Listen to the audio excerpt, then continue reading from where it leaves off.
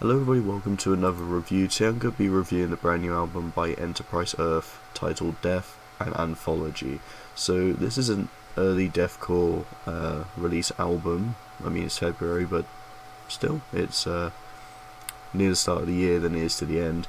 And we've really got one of the highly anticipated deathcore records of the year already. And this album, I didn't know what to expect. I've never listened to Enterprise Earth. I've heard of them, but when I saw a lot of people were looking forward to this release, I put it on my calendar because I definitely wanted to review this one and give it a listen. And for a first time listen to the band, it's pretty good, honestly. There is something I definitely note here which is interesting. So deathcore is the main sound of the band, but it feels like on this record it kind of teeters between that and metalcore, because there's a lot of elements that don't feel quite as grueling or intense. There's still those moments for sure. This album has a lot of deathcore, obviously because they're a deathcore band, but there's elements in tracks like Spineless and Blood and Teeth, just with some of these choruses or just openings, they have a bit of a softer start, even with some clean vocals as well, to kind of give it that distinction. And even sometimes the instrumentation just doesn't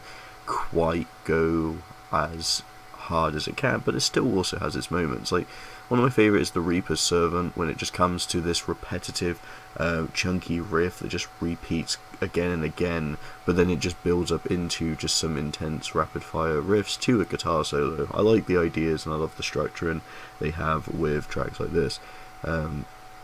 But with the clean vocals, I think it's evenly distributed onto the record nicely. You don't have too much of it to feel less like deathcore, but you have enough where it's fine. I mean, bands like Whitechapel, that also a deathcore band, they have been sprinkling a decent bit of clean vocals onto some of their songs, as I have recalled listening to, but I like it. I honestly think it gives the album a bit more experimentation, a bit more freedom to push out ideas of its own. Now, I do understand that there is none of the original band members left, so some of the ideas that Enterprise Earth might be going for might not be everyone's cup of tea, and I can see that, but honestly I think this makes for a really fun record.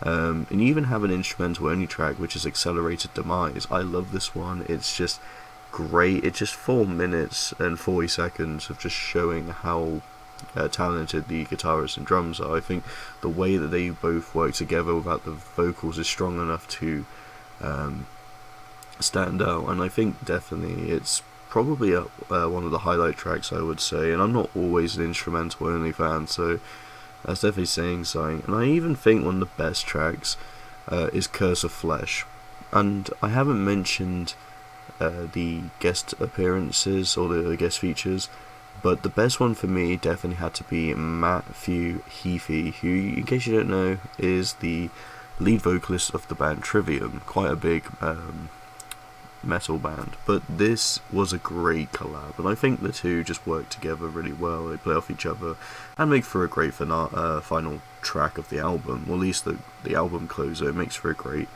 part for it. But I honestly enjoy how wild this album is. You get some of the more intense stuff at the start, but then you also get some of the intense stuff towards the end, and you just get a lot of experimentation in the middle. I just think the way it's kind of layered is pretty good as well, and plus the production on this is pretty good. The mixing's great, everything sounds pretty crisp, and that's all I really have to say, to be honest. It's a very fun record, and one that I definitely think carries aggression in a way that still delivers, despite having softer moments than I would have thought. But yeah, great album, honestly. I give it a 4 out of 5. I definitely recommend this one if you're looking for deathcore to listen to. It's definitely a good release of 2024, and yeah, just banging album. Thank you so much for watching, and see you in the next video.